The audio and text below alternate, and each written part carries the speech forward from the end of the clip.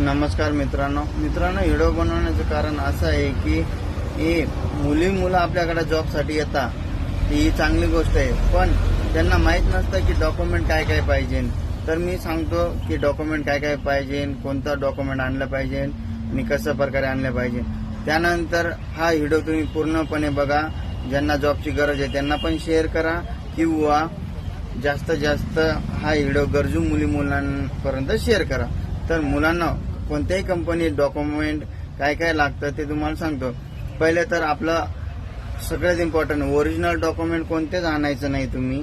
तर तुम्हाला डॉक्युमेंट लागणारे म्हणजे तर पूर्ण झेरॉक्स आणायचं. ते कशा प्रकारे आणायचं, सगळ्यात इम्पॉर्टंट आपलं एक रिझ्यूम तयार करायचा. काही मुलांना रिझ्यूम माहिती असतं कसं प्रकारे बनवायचं काय नाही.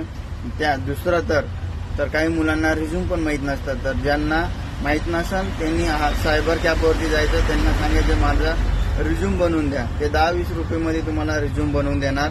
त्यानंतर तुम्ही जॉबला जाताना पहिले तुमचं रिझ्यूम पाहिजे, सगळ्यात इम्पॉर्टंट. दुसरं म्हटलं तर डॉक्युमेंट काय काय लागतं सांगतो तुम्हाला. सगळ्यात important Aadhaar card, pan card, marksheet, LC, passport size photo, bank details. हे 10वी-12वी वाल्यांसाठी झालंय. त्यानंतर दुसरं तर ITI झालं असेल तर ITI सर्टिफिकेट पण त्यांना लागेल. अपेंडिसिस झाली असेल तर अपेंडिसिस सर्टिफिकेट पण पाहिजे. दुसरं तर डिप्लोमा वगैरे झालेले असेल तर त्यांच्यासाठी हा लागतोय.